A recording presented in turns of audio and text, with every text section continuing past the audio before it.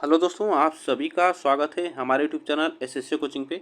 दोस्तों, आज है 10 अक्टूबर और 10 अक्टूबर के जितने भी मोस्ट इम्पॉर्टेंट करंट अफेयर के क्वेश्चन बन सकते हैं सभी हम लोग प्रश्न करेंगे।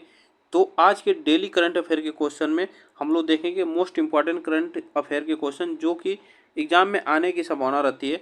तो चलिए यह प्रश्न हम लोग करते हैं। आप लोग इस वीडियो को एक बार लाइक शेयर जरूर कर दीजिएगा। तो चलिए आज के पहले प्रश्न के साथ शुरुआत करते हैं। देखिए, साल 2024 के केमिस्ट्री के नोबेल प्राइज से कितने वैज्ञानिकों को सम्मानित किया गया है। तो आपको बताना है केमिस्ट्री में कितने नोबेल प्राइज से कितने वैज्ञानिकों को सम्मानित किया गया है, यह भी हाल ही में। तो याद रखिएगा इसमें कितने वैज्ञानिक सम्मानित हुए हैं, तो 3 वैज्ञानिक इसमें केमिस्ट्री के सम्मानित हुए हैं। अगर बात की जाए नोबेल प्राइज़ की, तो नोबेल प्राइज़ जो मिलती है वह कब से मिलती है, तो ये भी आपको याद रखना है। तो यह नोबेल प्राइज़ जो है इसकी शुरुआत 1901 से शुरुआत इसकी की गई है। अगर बात की जाए यह किन किन क्षेत्रों में दिया जाता है, तो यह याद रखिएगा यह छः क्षेत्रों में दिया जाता है, जिसमें भौतिकी, आप याद रखिएगा भौतिकी और रसायन विज्ञान, रसायन विज्ञान में दिया जाता है, और चिकित्सा क्षेत्र में दिया जाता है। ये भी आपको याद रखना होगा, चिकित्सा क्षेत्र में दिया जाता है। साहित्य में दिया जाता है, ठीक ना, साहित्य में दिया जाता है, ये आपको याद रखना होगा। अर्थशास्त्र में दिया जाता है, अर्थशास्त्र में दिया जाता है, ये भी आपको याद रखना होगा अर्थशास्त्र में। और शांति के लिए दिया जाता है, ठीक ना, शांति के लिए दिया जाता है। यह 6 क्षेत्र हैं जिसमें नोबेल पुरस्कार दिया जाता है, ठीक ना, ये भी आपको याद रखना होगा। चलिए इसके बारे में जान लेते हैं थोड़ा सा। देखिए, royal Swedish academy of science ने साल 2024 के केमिस्ट्री के नोबेल प्राइज़ की घोषणा की है, जिसमें यह अवार्ड आधा डेविड बेकर को, देखिए जो नोबेल पुरस्कार है आधा उसमें डेविड बेकर को, और दूसरा जो आधा पार्ट है उसमें संयुक्त रूप से डेमिस हासिब और जॉन एम जम्पर को दिया गया है। तो ये भी आपको याद रखना है कि एक ही नोबेल प्राइज में 3 लोग हैं, ये भी आपको याद रखना होगा। इन्होंने प्रोटीन साइंस के क्षेत्र में अहम योगदान दिया है, तो ये भी आपको याद रखना, प्रोटीन साइंस में अहम योगदान दिया है। तो ये 3 लोग हैं, देखिए इसमें नाम है डेविस बेकर और डेमिस और जॉन एम जम्पर, इनका नाम है, ये भी आपको याद रखना होगा, ये 3 लोग हैं। चलिए आगे चलते हैं। किसे हाल ही में फ्रांस में भारत का अगला राजदूत नियुक्त किया गया है। तो भारत का अगला राजदूत किसे नियुक्त किया गया है, तो यह आपको याद रखना होगा संजीव कुमार सिंगला को फ्रांस का नया राजदूत नियुक्त किया गया है। अगर बात की जाए फ्रांस की, तो फ्रांस की राजधानी कहाँ पे है, तो पेरिस। फ्रांस की राजधानी कहाँ पे, पेरिस। अगर बात की जाए यहाँ के राष्ट्रपति कौन है, तो इमैनुअल मैक्रोन है। इमैनुअल मैक्रोन अभी यहाँ के फ्रांस के राष्ट्रपति हैं, ये भी आपको याद रखना होगा। चलिए इसके बारे में थोड़ा सा जान लेते हैं। देखिए, विदेश मंत्रालय ने वरिष्ठ राजनयिक संजीव कुमार सिंगला को फ्रांस में भारत का अगला राजदूत नियुक्त किए जाने की पुष्टि की है। ठीक, सिंगला इस समय इजराइल में भारत के राजदूत हैं। वह साल 1997 के भारतीय विदेश सेवा के अधिकारी भी हैं। तो ये भी आपको याद रखना, 1997 के भारतीय विदेश सेवा के अधिकारी भी रहे हैं। चलिए आगे चलते हैं नेक्स्ट क्वेश्चन पे। देखिए, इस वर्ष भौतिकी का नोबेल पुरस्कार किसे दिया गया है। तो देखिए यहाँ भौतिकी की बात कर रहा है, भौतिक क्षेत्र में नोबेल पुरस्कार किसे दिया गया है यह आपको बताना है। इसमें कौन सा ऑप्शन इसमें से होगा, तो याद रखिएगा इसमें जॉन हाफील्ड और जोफ्री हिंटन ने यह इसमें भौतिकी क्षेत्र में नोबेल पुरस्कार जीता है, ये भी आपको याद रखना होगा। इसके बारे में थोड़ा सा जान लेते हैं। देखिए, इस वर्ष भौतिकी का नोबेल पुरस्कार जो है जॉन हाफील्ड और जोफ्री हिंटन को प्रदान किया गया, जिसका ऐलान royal Swedish academy of sciences ने स्टॉकहोम स्वीडन में किया है। तो ये भी आपको याद रखना कहाँ पे किया गया है, तो ये स्वीडन में, स्टॉकहोम स्वीडन में किया गया है, ठीक ना। चलिए यह आपको याद रखना होगा। विश्व डाक दिवस प्रतिवर्ष कब मनाया जाता है, विश्व डाक दिवस प्रतिवर्ष कब मनाया जाता है, तो याद रखना होगा कि यह 9 अक्टूबर को विश्व डाक दिवस प्रतिवर्ष मनाया जाता है। इसके बारे में थोड़ा सा जान लेते हैं। देखिए, विश्व जो डाक दिवस है प्रतिवर्ष 9 अक्टूबर को मनाया जाता है, और इस वर्ष की थीम क्या थी, तो संचार को सक्षम करने और राष्ट्रों में लोगों को सशक्त बनाने के 150 वर्ष इसकी थीम थी, ये भी आपको याद रखना होगा। अगर बात की जाए इस वर्ष जो है 1874 में बर्न और स्विट्जरलैंड में स्थापित यूनिवर्सल पोस्टल यूनियन की 150वीं वर्षगांठ भी है, ये भी आपको याद रखना होगा। चलिए आगे चलते हैं। नेस्ले इंडिया के नए एमडी के रूप में किसे नियुक्त किया गया है? तो नए एमडी के रूप में किसे नियुक्त किया गया है, तो यह आपको बताना है। तो नए एमडी जो नियुक्त किए हैं, मनीष तिवारी को नियुक्त किया गया है, यस नेस्ले इंडिया के, ठीक ना। चलिए इसके बारे में थोड़ा सा जान लेते हैं। देखिए एफएमसीजी कंपनी ने नेस्ले इंडिया हाल ही में मनीष तिवारी को प्रबंधक निर्देशक नियुक्त करने की घोषणा की है।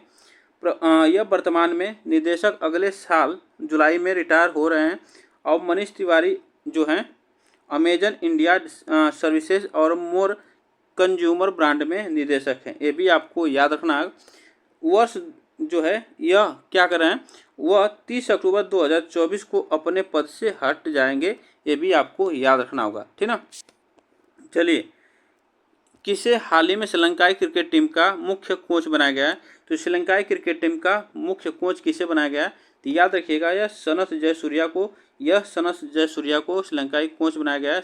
तो ये भी आपको याद रखना। तो श्रीलंका की बात की जाए तो श्रीलंका की राजधानी अगर पूछा जाए तो श्री जयवर्धनपुरम है। क्या है? श्री जयवर्धन आपको याद रखना, श्री जयवर्धन पूरा है और पूरा कोटे इसका नाम पूरा है, ये भी आपको याद रखना होगा। अगर बात की जाए यहाँ के राष्ट्रपति की श्रीलंका के, अभी हाल ही में जो राष्ट्रपति बने हैं वो अनुरा कुमारा दिसानायके बने हैं, ये भी आपको याद रखना होगा। दिसानायके यह बने हैं यहाँ के राष्ट्रपति। अगर यहाँ के प्रधानमंत्री की बात की जाए तो प्रधानमंत्री कौन बनी है अभी हाल ही में, तो भी आपको याद रखना होगा हरिणी अमर सूर्या यहाँ के जो प्रधानमंत्री बने हैं श्रीलंका के, तो ये भी आपको याद रखना होगा। चलिए आगे चलते हैं। देखिए यही बात इसमें लिखी गई है। चलिए देखिए 8 अक्टूबर 2024 को भारतीय वायुसेना का 92वां स्थापना दिवस कहाँ मनाया गया है? तो यह आपको बताना है कि यह 92वां यह स्थापना दिवस मनाया गया है, यह कहाँ पे मनाया गया है? तो याद रखिएगा यह मनाया गया है तांबर वायुसेना स्टेशन पे मनाया गया है। यह बात की जाए अगर भारतीय वायुसेना की, तो इसकी स्थापना जो हुई है 1935 में, 8 अक्टूबर 1935 में इसकी स्थापना हुई है। और यह कहाँ पे मनाया गया? तांबर वायुसेना स्टेशन पर मनाया गया। इसके बारे में थोड़ा सा जान लेते हैं। देखिए भारतीय वायुसेना का 92वां स्थापना दिवस जो है 8 अक्टूबर को चेन्नई के पास तांबर वायुसेना स्टेशन पर मनाया गया है, ये आपको याद रखना होगा। चलिए 2024 के हरियाणा विधानसभा चुनाव में किस पार्टी को बहुमत प्राप्त हुआ है? तो किस पार्टी को बहुमत प्राप्त हुआ है, ये बात याद रखना होगा। भारतीय जनता पार्टी को यहाँ पे बहुमत प्राप्त हुई है, ये भी आपको याद रखना होगा। चलिए आगे चलते हैं। वहीं बात की जाए जम्मू कश्मीर की, तो जम्मू कश्मीर विधानसभा चुनाव में किस गठबंधन ने जीत हासिल की है? तो यहाँ के आपको याद रखना होगा, यहाँ पे जो पार्टी थी नेशनल कॉन्फ्रेंस और कांग्रेस, ये दोनों यहाँ पे गठबंधन थी, तो यह पार्टी यहाँ पे जीती हैं, ये भी आपको याद रखना होगा। चलिए आगामी विश्व पिक्कलबॉल चैंपियनशिप 2024 का आयोजन किया जाएगा, तो यह आपको बताना है यह कहाँ पे किया जाएगा। तो बताइए 2024 का आयोजन जो है 27 से स्टार्ट हो रहा है, 27 अक्टूबर से, यह कहाँ किया जाएगा? तो यह आपको याद रखना होगा कि यह मुंबई में किया जाएगा। कहाँ पे? मुंबई में किया जाएगा। यह 27 से